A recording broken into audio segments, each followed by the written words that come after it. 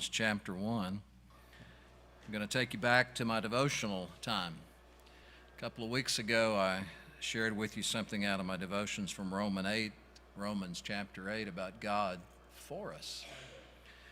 I want to take you back to the introduction part of the book, Romans chapter 1. Let's read together verses 8 through 17. 8 through 17 in chapter 1. See if you're struck by the phrase that struck me as I read through that passage. First, I thank my God through Jesus Christ for all of you, because your faith is proclaimed in all the world. For God is my witness, whom I serve with my spirit in the gospel of his Son, that without ceasing I mention you always in my prayers, asking that somehow by God's will I may now at last succeed in coming to you. For I long to see you, that I may impart to you some spiritual gift to strengthen you. That is, that we may be mutually encouraged by each other's faith, both yours and mine. I do not want you to be unaware, brothers, that I have often intended to come to you, but thus far have been prevented, in order that I may reap some harvest among you, as well as among the rest of the Gentiles. I'm under obligation both to the Greeks and to barbarians, both to the wise and to the foolish. So I am eager to preach the gospel to you also who are in Rome. For I am not ashamed of the gospel, for it's the power of God unto salvation to everyone who believes, to the Jew first, and also to the Greek. For in it the righteousness of God is revealed from faith to faith, as it is written, the righteous shall live by faith. When I was reading that in my devotional time, verse 9 sort of reached out and got a hold of me. For God is my witness, Paul says, whom I serve with my spirit in the gospel of his Son. There's something interesting about that phrase that tells us something about Paul. He was marked. You know, it's interesting. All of you are marked by something. We all are. I can't run from my reputation, even if I try. It will follow me. Just the other day in the office, I was asking about a group of students. Someone was wanting to support a particular group of students from a certain part of the country. And a name, we floated some names to some faculty and student affairs. And Zach, I found out something about you. You're marked. You're marked with a good reputation, being well thought of by a lot of people. Now that's very positive, but it's also a responsibility to live up to that reputation. But at the same time, it's that reputation that will allow you to do some things and say some things that someone who has a careless reputation may not be able to do or say. We're all marked. David Livingstone, as you well know, the famous missionary, was a marked man. On one of his furloughs, I believe it was his furlough after 16 years in Africa, he was to speak at the University of Glasgow. They wanted to honor him with a Doctor of Law degree, and so he was scheduled to speak in their chapel session. They were going to give him this honorary degree. But at that day at the University of Glasgow, it was very customary for all the undergraduates, which would have been students like you, to show up in chapel with pea shooters and horns and rattles and noisemakers. for some strange reason, it was customary for the undergrads to heckle the speaker. And so, like any good undergrad, those kids came to chapel. They were well prepared for this missionary that was stumbling in from the continent of Africa. They had their pea shooters, they had toy trumpets, they had rattles, they had noisemakers of every kind, and enthusiasm was buzzing through the congregation. They were ready to turn it loose on old Uncle Dave. When all of a sudden, Livingston entered the platform from my right, your left side. When he started walking across the platform to the podium, he walked with the tread of a man who had walked 11,000 miles across Africa. His left arm hung limply at his side. It had almost been ripped from its socket by a huge lion. It did crush it to splinters, so his arm was limp from that day forward. His face was dark, leathery brown, furrowed by those walrus wrinkles from 16 years in the African sun. It carried the disposition and countenance of a man who had battled 27 bouts of the African fever. He described himself as nothing but a ruckle of bones. He had been attacked by savages, by the Turks. His body was wasted. He was half deaf from rheumatic fever. He was half blind from a branch that had slapped him in the eye. And when those students stared at a man who was burning out his life for God, not a noise, not a sound could be made. Even those undergraduates know here's a man whose life is marked by commitment to God.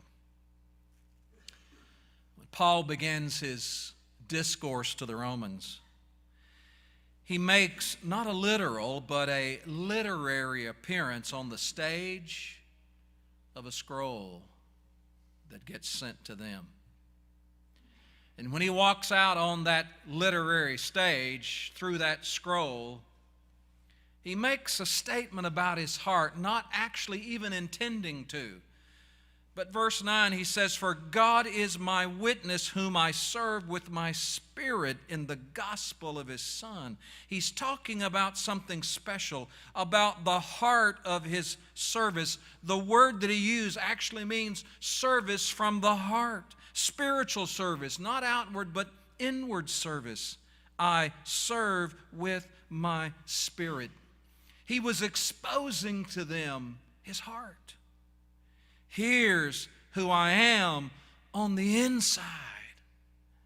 These are the things that mark me as an apostle. Now, what marked him? This wasn't an official list. Paul wasn't saying, put an agent on my trail and see if you can spy these things out in me. They just naturally came out of his discourse. He was marked by 8 simple things. First, he was marked by a grateful spirit. He said, "I thank my God through Jesus Christ." Your faith is being spoken of everywhere.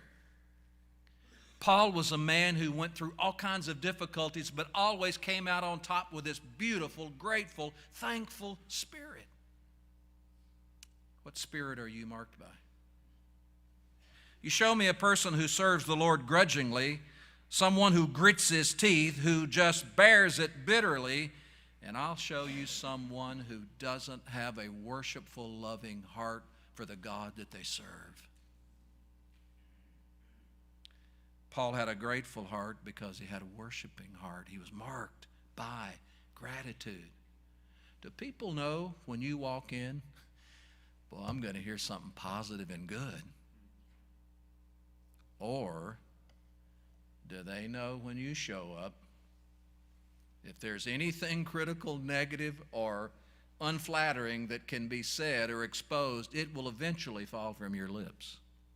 He was marked gratitude. Secondly, he was marked by a prayerful spirit. He said, without ceasing, I make mention of you always in my prayers. You show me someone whose heart's constantly in prayer, and I'll show you someone who cares deeply about people. Are you marked by prayer? You're marked by something. And others know what you're marked by. Do they know you're marked by gratitude, by prayer? The third characteristic was this willing spirit. Look at verse 10. Making request, he says, in my prayers, if by any means now at length I might have a prosperous journey by the will of God to come to you. He's praying for them, and he's saying to God, I'm willing to be a part of the answer for the Roman church. God help them and bless them, but I'm willing to be a part of that answer. This is not praying at arm's length. This is saying, oh God, they've got a need, and I'm willing to be a part of the solution. You ever pray like that? God help my roommate. God help my girlfriend. God help my teacher. God. Is it just an arm's length prayer? Or is it one of these prayers that says, I'm willing. I'm willing to be a part of whatever solution there might be. Look at the fourth one, verse 10. He had a he was marked by a submissive spirit. He said, I would like to have a prosperous journey by the will of God to come to you. In other words, everything had to be ordered by God's perfect will. There's no panic. He hadn't got there yet, and it was going to be a while before he got there. He wasn't trying to stretch out and run beyond himself. He wasn't trying to gain some reputation. He wasn't trying to broaden his influence. He didn't want to spend a sunny day in the capital of the world. He was interested in coming in the will of God to them. Completely submissive. However God works this out, I'm glad to make it happen. A submissive spirit to the will of God. He was marked by a loving spirit. He said in verse 11, for I long to see you that I may impart to you some spiritual gift to the end that you might be established. You know, I've been in ministry for 40 years. I've traveled all over the country and all over the world and all over the United States preaching in hundreds and hundreds of different places.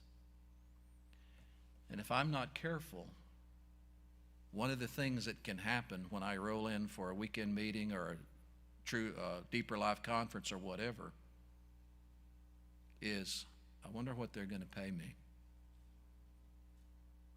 What am I going to get out of this? What's the check in this place? And I've had some that were so big that I just took my breath, and I've had some so little that they took my breath. And I've even been in places where I didn't get one at all.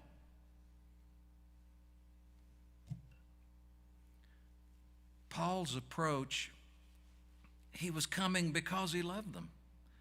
He wasn't saying, I want to broaden my reputation. I want to see if I can knock off Rome. I'd love to see if I can convert a senator in the Senate. I don't particularly care about the famous and the high-ups. I just want to give you something. I want to impart something to you. I have something beneficial for you. I want to be a blessing. That's why I'm here. He was marked by this loving spirit. He was marked by this fruitful spirit. Look at verse 13. Now I would not have you ignorant, brethren, that oftentimes I purpose to come to you. He said, I want to come in order that I might have fruit among you. Now that's interesting, isn't it? He didn't want to come just to preach. He didn't want to come just to sing. You guys that are going out on choir tour, and I'll be with you for at least part, the front end and the back end. But do you honestly think that that music is a ministry in itself? Is that the point? Is it just an end in itself? We're going to sing and wow all these blue-collar guys sitting down there somewhere in some little town that doesn't get to hear people like us come through very often. Wow.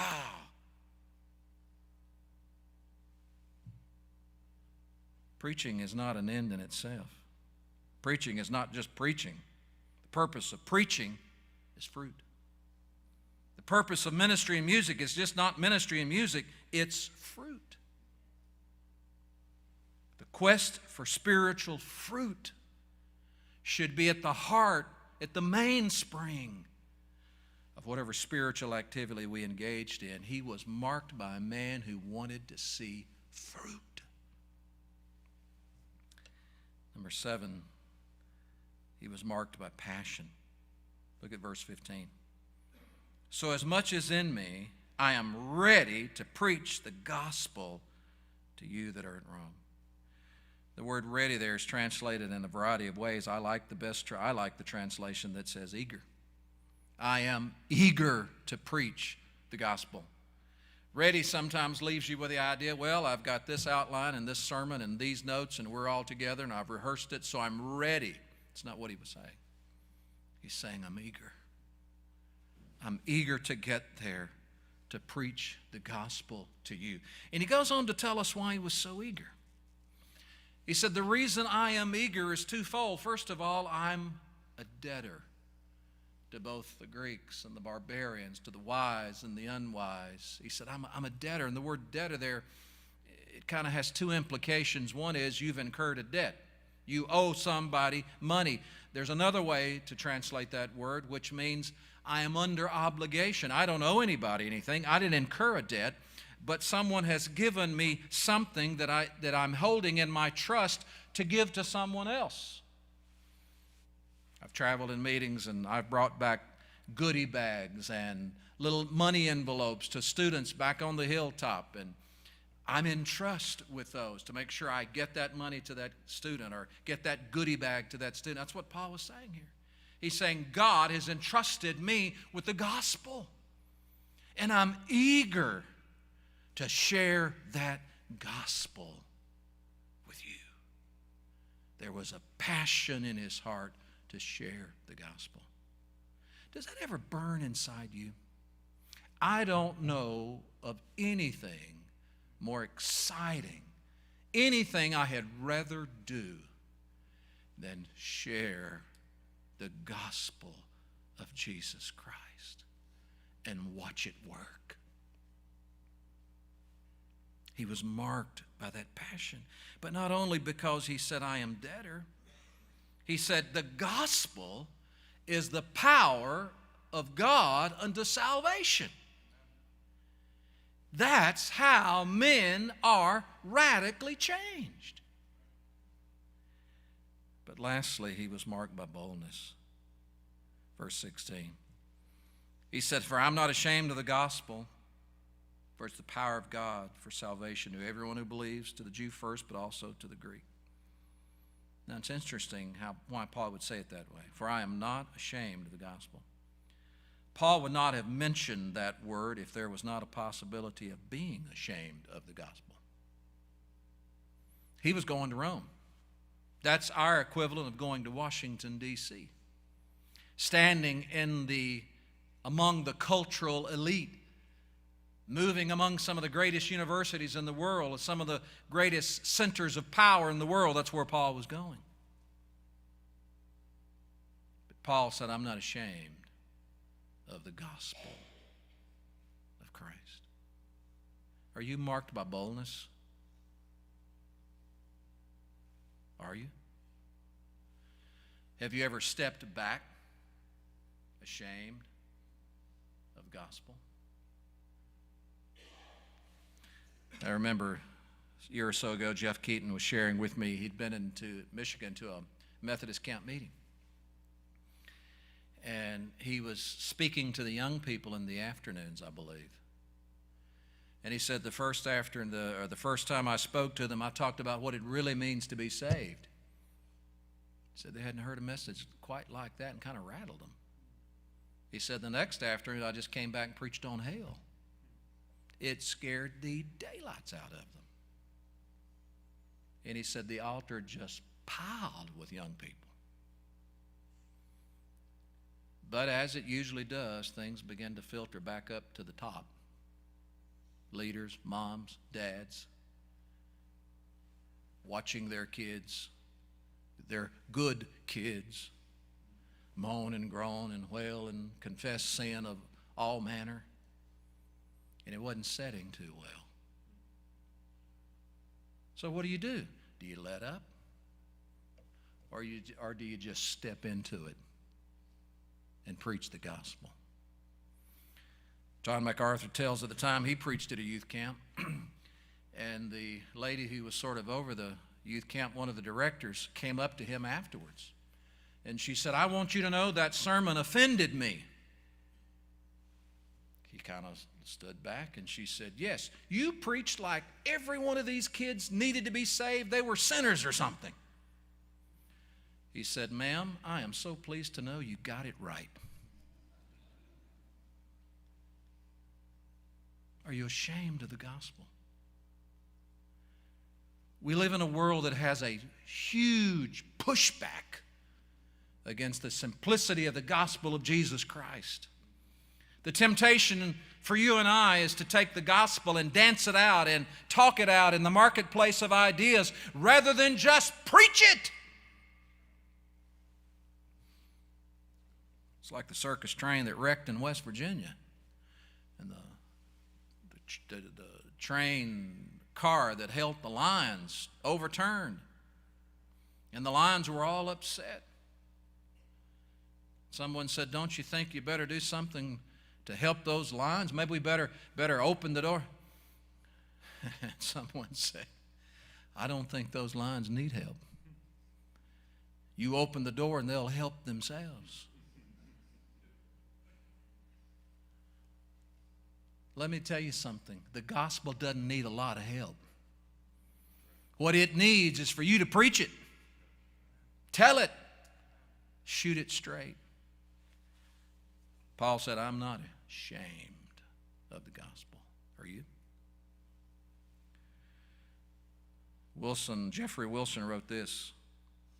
He said, "The unpopularity of a crucified Christ has prompted many to present a message which is more palatable to the unbeliever. But the removal of the offense of the cross always renders the message ineffective. An inoffensive gospel is an inoperative gospel. Thus, Christianity is wounded most in the house of its own friends." Those of you who have studied church history recognize the name of the saint we refer to as Basil. You can read about him. He was martyred in 363 AD, and he was martyred by a man that became known as Julian the Apostate. He was the emperor that followed Constantine. Constantine, as you know, for the most part, made Christianity sort of the religion of the realm around 325. When Constantine passed off the scene, Julian came in and he reversed things and he brought things back to heathen worship. Basil, who was a great Christian, went to the emperor one day, and here's what historians record him saying. He said to the emperor, he said, "Thou renegade, thou hast abdicated the throne prepared for thee in heaven.